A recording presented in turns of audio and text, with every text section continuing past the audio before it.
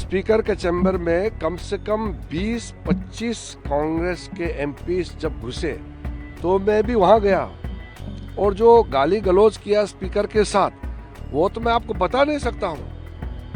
Speaker तो बहुत नरम आदमी है, नहीं तो और भी कठोर कदम उठा सकते थे। राहुल गांधी जी को मेरे ख्याल से मैं तो पाठ नहीं पढ़ा सकता हूं। वो किस दुनिया में रहते हैं, किस विचार से काम करते हैं, मैं तो उसको मैं समझ नहीं पा रहा हूँ। A sensitive matter related to security to be used as an instrument to drive a political mileage. It is very unfortunate. You can imagine if every conversation of an army chief and defense minister is to be discussed publicly. Opposition MPs विशेष करके Congress party ने speaker साहब के ऊपर में no confidence motion का एक notice दिया है। उसमें क्या करना है क्या नहीं करना है उसका एक प्रोसेस रेडीमेड है।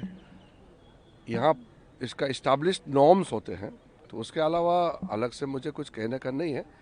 लेकिन मुझे दुख इस बात का है कि स्पीकर का गरिमा को इन्होंने गिराया है और कांग्रेस पार्टी के मेंबर्स स्पीकर साहब के चैम्बर में जाकर के स्पीकर साहब को धमकी दिया, गाला गलौज किया, स्पीकर साहब को बुरा भला कहा और स्पीकर साहब का निर्णय को नहीं मानते हैं और ऊपर से फिर स्पीकर साहब को ही आरोप लगाते हैं कि पक्षपात करते हैं।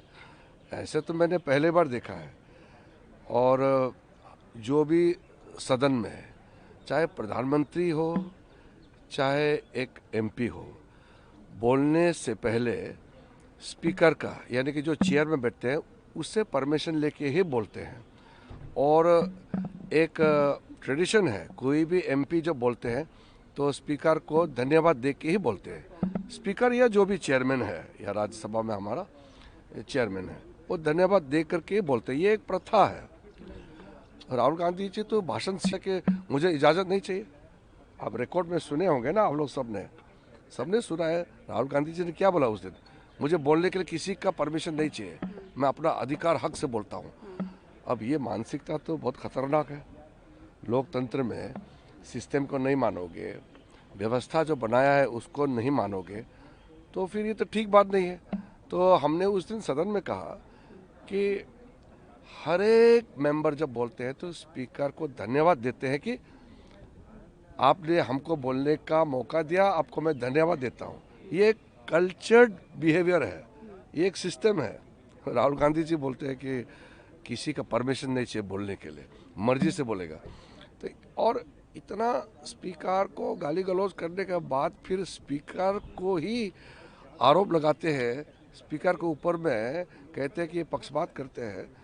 ये विडंबना तो मैं पहली बार देखा है जिंदगी में। Now the entire matter is before the people of the country, how a member in the parliament is trying to use a very sensitive matter through unfair means, a sensitive matter related to security, to be used as an instrument to drive a political mileage. It is very unfortunate. You can imagine if every conversation of an army chief and defense minister is to be discussed publicly, every communication between senior army officer and the junior army officer, or between the prime minister and the defense minister, or between the commander and the army chief, if everything is to be discussed like this, how can you maintain the security of the nation? This is not a matter to be lightly played in such a manner which will demean not only the position of the parliament but the person who is making such issue. He himself should understand that he is an honorable member of the parliament. He owes certain responsibility to the people of this country. You have an obligation to maintain the decorum of the house and also to think about the interest of the nation. देखिए, मैंने जैसे कहा speaker बहुत आहत है। Speaker साहब से मैंने बात भी किया है। स्पीकर साहब के चैम्बर में जा कर के गाली गलौज किया, बुरा भला कहा, फिर स्पीकर ने जो रूलिंग दिया उसको नहीं माना और फिर राहुल गांधी जी कहते हैं कि किसी का परमिशन नहीं चाहिए उसको बोलने के लिए, वो मर्जी से बोलेंगे, रूल के बिना बोलेंगे। रिकॉर्ड में आप लोग चेक कर लीजिए, वो कहा है, उन्होंने कहा कि उनको बोलने के लिए किसी का परमिशन नहीं चाहिए।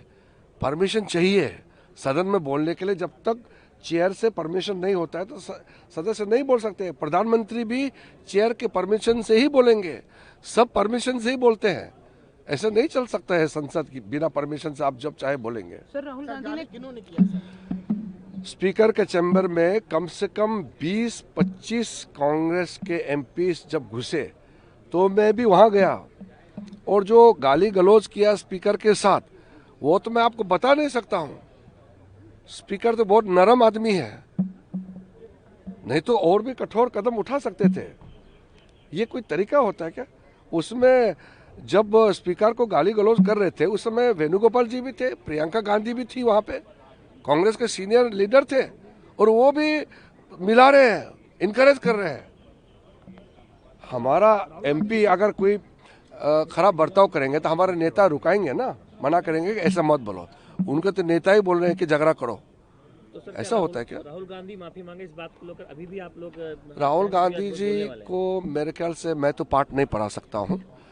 वो किस दुनिया में रहते हैं, किस विचार से काम करते हैं, मैं तो उसको मैं समझ नहीं पा रहा हूँ। लेकिन बाकी जो समझदार है कांग्रेस में, अगर एक दो सीनियर समझदार लोग हैं तो वो समझाए कि पार्लियामेंट ऐसा नहीं चल सकता है, और देश का सुरक्षा के बारे में आप इस तरह से यहाँ बच्चे वाला हरकतें ना करें। और हमारा बहुत बड़ा मुल्क है, बड़ा देश है, हमारा सिक्योरिटी बड़ा मुद्दा है, इसको आप पॉलिटिकल हथियार बना करके किसी की गरिमा को गिराना ठीक नहीं है।